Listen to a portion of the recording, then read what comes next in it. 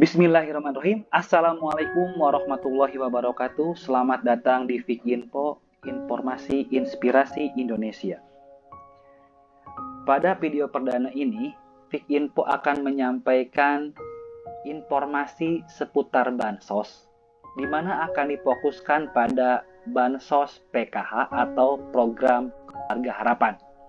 PKH merupakan bansos yang sudah lama, yaitu sejak tahun 2007, sekarang berusia 16 tahun. PKH merupakan bantuan sosial dari pemerintah pusat di bawah Kementerian Sosial Republik Indonesia, Direktorat Jenderal Perlindungan dan Jaminan Sosial, Direktorat Jaminan Sosial. PKH merupakan bantuan bersyarat di mana terdapat hak dan kewajiban bagi peserta atau KPM PKH atau keluarga penerima manfaat. Tujuan dari itu agar KPM PKH itu tidak selamanya menerima bansos dan bisa sejahtera mandiri. Nah, memasuki bulan Agustus, PKH sudah cair. Tetapi terjadi perubahan skema penyaluran.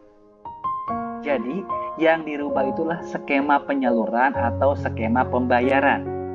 Jumlah secara keseluruhan itu tetap tidak ada perubahan. Jadi, jumlah bantuan PKH selama tahun baik yang ke BSI ataupun yang ke Himbara itu tetap sama. Sekali lagi, terjadi perubahan skema penyaluran bagi para KPM PKH yang penyalurannya melalui Himbara dan BSI. Nanti akan Fik Info jelaskan secara rinci di video ini. Sebelum kita masuk ke penjelasan bagaimana perubahan skema bayar itu, kita akan jelaskan sekilas mengenai komponen PKH. Di PKH itu ada yang namanya komponen PKH. Jadi, para KPM PKH itu wajib mempunyai komponen jika mendapatkan bansos PKH. Pasti dan wajib.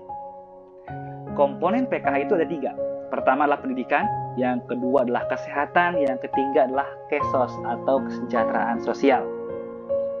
Kesehatan itu ada 3, ada SD sederajat, SMP sederajat, SMA sederajat. Nah, kemudian kesehatan itu ada ibu hamil, kemudian anak usia 0 sampai 6 tahun, di mana di dalamnya itu ada balita dan apra anak prasekolah.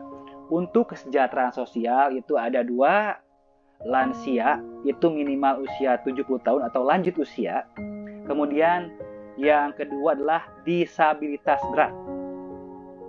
Itu artinya adalah dia dalam kehidupan sehari-harinya itu memerlukan bantuan orang lain. Jadi gini, dalam aktivitas sehari-harinya memerlukan bantuan lain, itu yang dimaksud dengan disabilitas berat yang akan mendapat bantuan dari program Keluarga Harapan. Nah, penyaluran PKH itu melalui 2 lembaga. Yang pertama itu adalah Himbara dan BSI. Yang kedua adalah melalui PT POS.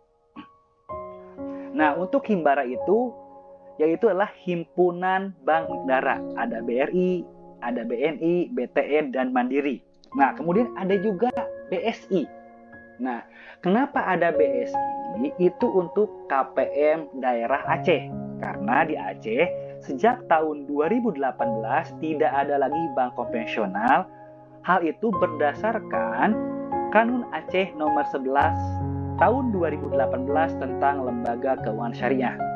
Nah, kemudian yang kedua lembaganya PT POS. Bahan skema ini itu terjadi di KPM yang penyalurannya atau yang memiliki KKS atau ATM bank, Himbara ataupun BSI. Untuk KPM yang melalui POS itu tidak ada perubahan skema bayar. Nah, perubahan skema bayar itu dimulai bulan Agustus. Hal itu berdasarkan surat dari Kementerian Sosial, Direktorat Jenderal Perlindungan dan Jaminan Sosial, Direktorat Jaminan Sosial pertanggal 20 Agustus tahun 2023. Nah, untuk menjelaskan bagaimana perubahannya, kita akan lihat gambar berikutnya. Nah, ini adalah skema bayar yang lama. Skema bayar yang lama, dan ini masih digunakan dan ini masih berlaku untuk penyaluran PKH yang melalui PT Pos. Jadi yang pencairannya atau penyalurannya melalui PT Pos itu tetap bantuan PKH itu dicairkan per 3 bulan. Sedangkan untuk yang ke perbankan itu pencairannya itu per 2 bulan.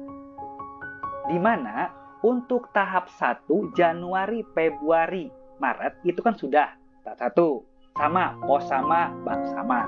Kemudian tahap 2 April, Mei, Juni itu sudah sama per 3 bulan. Nah, bedanya di bulan Juli itu per 2 bulan untuk yang himbara. Jadi Juli, Agustus. Jadi para KPM yang sekarang mencairkan itu untuk bantuan yang bulan Juli dan Agustus. Untuk KPM yang penyalurannya melalui himbara atau bank. Untuk PT Pos nanti sama per 3 bulan. Jadi untuk bantuan itu yang berubah itu bukan jumlahnya. Jumlah per tahun tetap sama aja. Contoh, SD itu jumlah per tahun tetap 900.000. Tidak perubahan. Untuk skema pos, pencairannya per 3 bulan. Jadi, sama. SD itu kan per tahun jumlahnya 900.000. Nah, per 3 bulan itu adalah 225.000. Nah, kita gini, supaya gampang menghitungnya. Jumlah SD itu kan per tahun jumlahnya 900.000 dibagi 12 per bulan jadi 75.000. Kalau dikali 3, 225 atau 225.000. Kalau dikali 2 per 2 bulan jumlahnya 150.000. Nah, itu yang berubah. Jadi, untuk penyaluran PT Pos tidak berubah skemanya. Nah, yang berubah itu adalah penyaluran PKH melalui himbara dan BSI.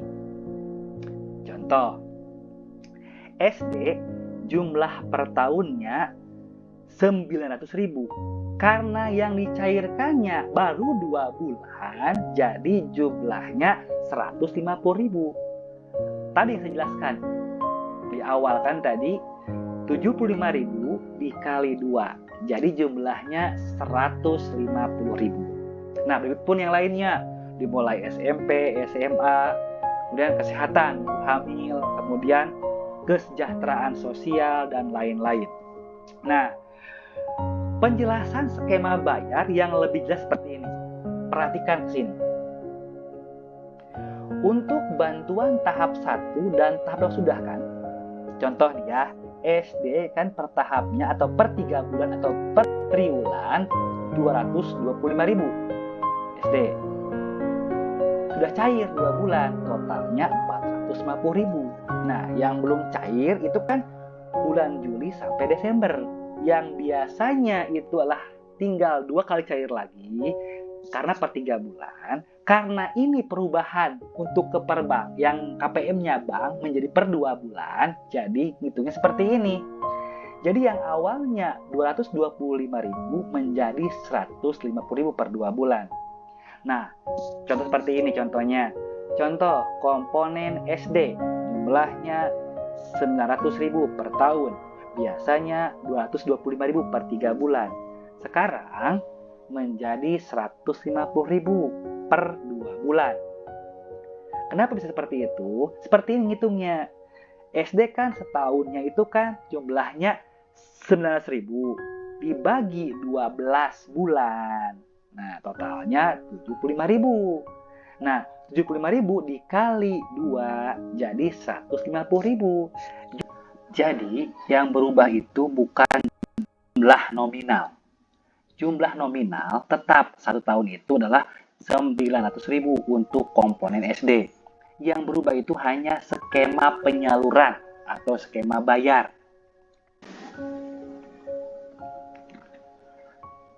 Informasi tambahan, yang pertama, bagi KPM PKH yang belum cair, mohon bersabar, tunggu informasi dari para pendamping sosial PKH yang nanti akan menyampaikan pencairan atau penyaluran berikutnya.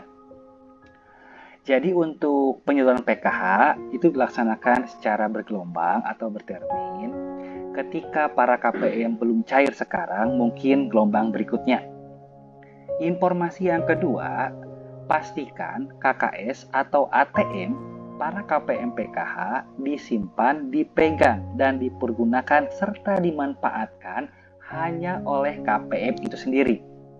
Jika menemukan, dipegang, disimpan, disalurkan, ataupun dimanfaatkan oleh pihak lain, segera laporkan kepada masing-masing pendamping PKH-nya atau kepada call center PKH atau kepada call center Kementerian Sosial.